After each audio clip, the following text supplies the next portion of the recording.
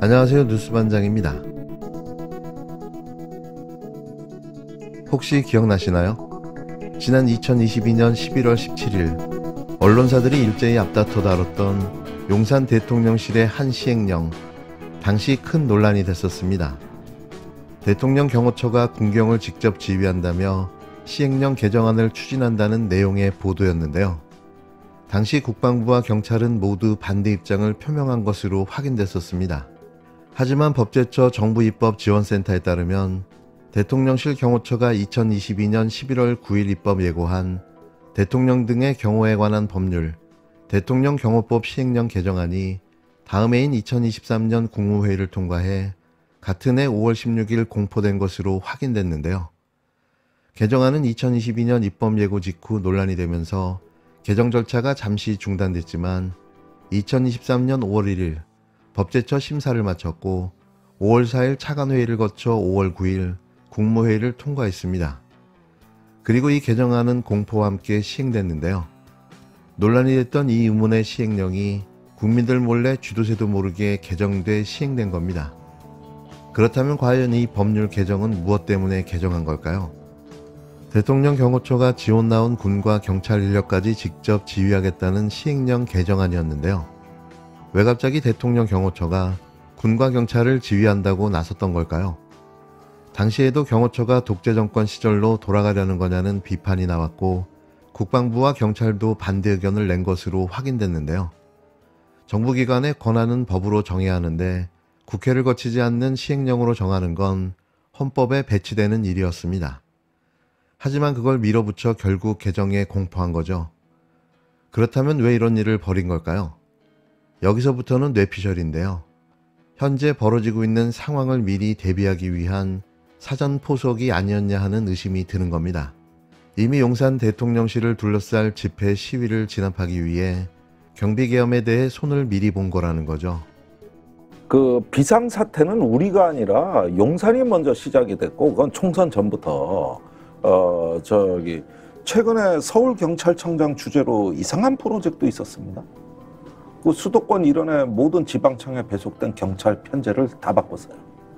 그래서 신속 기동부대, 신속 순찰대를 따로 편성해가지고 지방경찰청장의 지휘권은 없이 용산으로 5분 대기조처럼 직결하게 편제를 다 바꿨습니다. 실제 바꿨습니까? 네. 그 이유는 혹시 국민들이 용산 포위 대비 계획이죠. 와. 그래가지고 이게 서울경찰청장 추진으로 비밀 프로젝트가 수행이 됐는데 주로 인력을 뺄 데가 없으니까 수사, 그 다음에 정보, 외사 이런 게 이제 지방청에 많잖아요. 거기 인력을 빼서 별도 부대를 창설해가지고 얘들은 딱 상황이 떨어지면 지방경찰청장 통제에서 벗어나서 용산으로 직결하도록. 본청장 지시에 의해서 일사불란하게. 그때는 지방청장이 자기 휘하 병력에 대한 지휘권이 없어요. 자동 배속되도록. 그러면은 시행규칙을 바꾼 겁니까? 어떻게 됩니까? 경찰청 운영규칙입니까?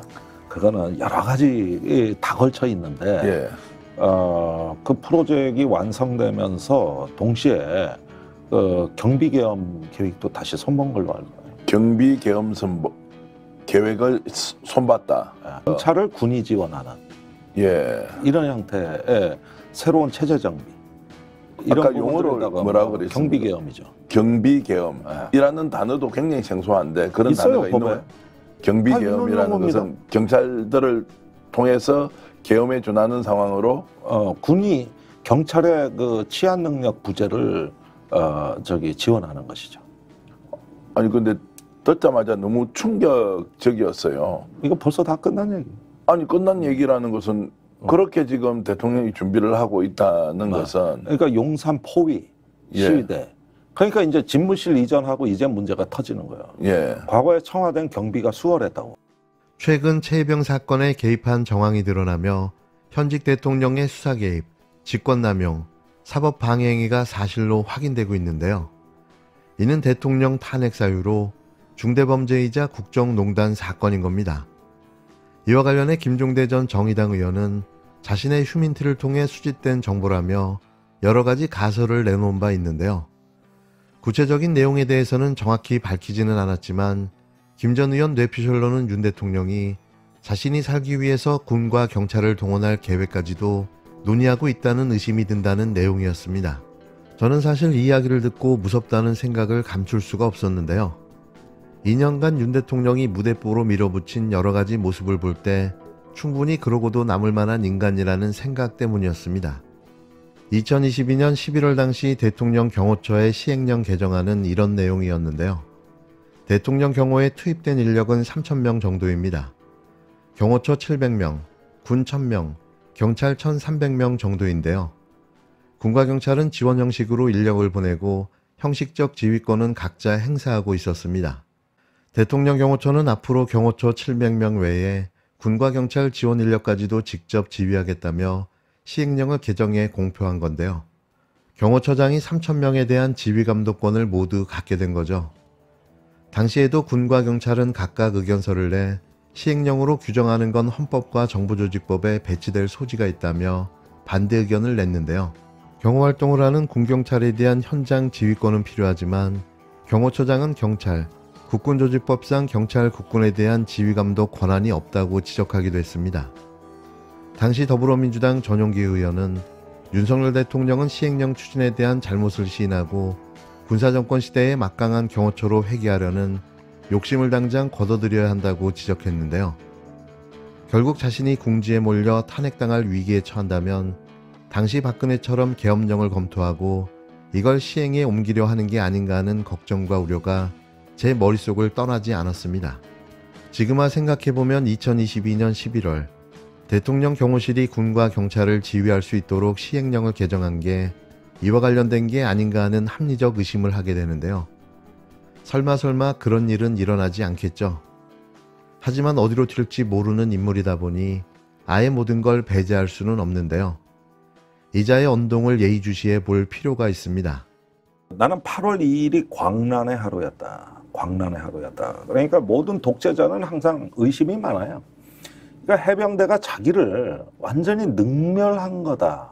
이게 뜨거운 맛 좀 보여줘야 되겠다. 이게. 이런 식으로 해가지고 그날 일이 터져버린 거죠. 8월 2일 상황은 임성근이고 뭐고 이런 게 아니에요. 임성근 사단장은 이날은 관심 밖이에요. 이첩을 하지 말라고 분명히 지시를 했는데 그리고 장관이 8월 9일 날 우즈베키스탄에서 귀국하니 그때까지 보류하겠다고 보고를 받았는데 분명히 하지 말라 그랬는데 이첩을 했다.